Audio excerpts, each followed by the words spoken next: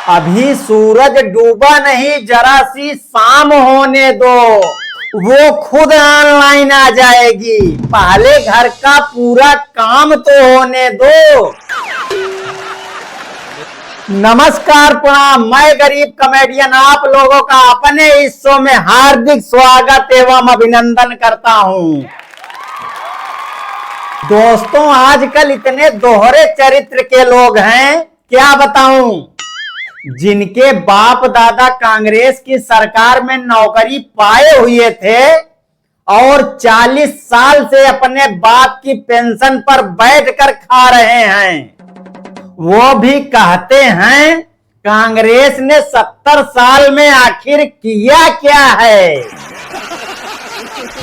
अच्छा, ऐसा नहीं है कि आज के ही पीढ़ियों में दोहरा चरित्र है, बुजुर्गों में भी दोहरा चरित्र है। अभी तक सिर्फ नौजवान ही फेसबुक चलाते थे, फेसबुक पर अपना अकाउंट बनाते थे, लेकिन आजकल बूढ़े लोग भी फेसबुक चलाने लगे हैं और इस तरह की वीडियो डालने लगे हैं। दोस्तों, हमारे घर में दादाजी हैं 95 साल के, उनका नाम है राजा राम। आप यकीन नहीं करेंगे, उन्होंने फेसबुक पर अपना अकाउंट बना रखा है और नाम पता है क्या लिख रखा है? स्मार्ट राजा। इतना ही नहीं, रिलेशन में लिख रखा है अभी मैं सिंगल हूं। दोस्तों, जिस तरह से उन्होंने लिख रखा है अभी मैं सिंगल हूं, मुझे तो कभी कभी शक हो जाता है मेरे पिताजी को कहीं मेला ओला से तो नहीं खरीद कर लाए थे। यार, आगे की कहानी मैं बाद में बताऊंगा, पहले मैं अपनी मूंछ साफ करके आता हूं, क्योंकि ये गर्मी के कारण देखो बहुत बह रही है। अच्छा, एक बात और है, जैसे ही ये बुजुर्ग लोग फेसबुक पर आए, हम लोगों ने दिमाग लगाकर इंस्टाग्राम पर शिफ्ट हो गए। अब जैसे ही ये बुजुर्ग लोग इंस्टाग्राम पर आएंगे, मैं कसम से बता रहा हूं, हम लोग कोई ना कोई दूसरा ऐप ढूंढ ही लेंगे। अच्छा, क्या आप लोगों ने सोचा है ये जो सोशल मीडिया है, ऑनलाइन रहो तो ऑनलाइन दिखाता है। मैं कसम से बता रहा हूं, जिस दिन दिखाने लगा कि किसके साथ आप ऑनलाइन हैं, उस दिन जीना मुश्किल हो जाएगा। अच्छा, हम लोग मिडिल क्लास से होते हैं, बेरोजगार, कोई काम धाम नहीं, इसलिए हमारा ज्यादा समय सोशल मीडिया पर ही बीतता है। अच्छा, मिडिल क्लास से याद आया, हम लोगों को घर से जेब खर्च नहीं मिलता है। घर से जो सब्जी और राशन लाने के लिए पैसा मिलता है, उसी में से घपला करके अपना काम चलाना पड़ता है। अच्छा, मिडिल क्लास वालों की एक और खासियत होती है, इनके घर कभी फल नहीं आता है। फल इनके घर तभी आएगा जब कोई बीमार होगा। अच्छा, मैं भी कोई कम नहीं हूं, मेरा जब भी मन करता है फल खाने का, मैं झूठ मूठ में बीमार हो जाता हूं और इस तरह से 2-3 हफ्ते केला, सेब, अनार, कीवी झटक लेता हूं। कुल मिलाकर सेहत का संपूर्ण विकास घपलेबाजी के साथ। अच्छा, आपको पता है, जब कोई अमीर आदमी शराब पीता है तो कहते हैं ड्रिंक कर रहे हैं, अगर मिडिल क्लास का आदमी करता है तो कहते हैं शराब पीता है। वहीं अगर कोई गरीब पी रहा है, भाई साहब तुरंत बोलेंगे बेवड़ा है साला।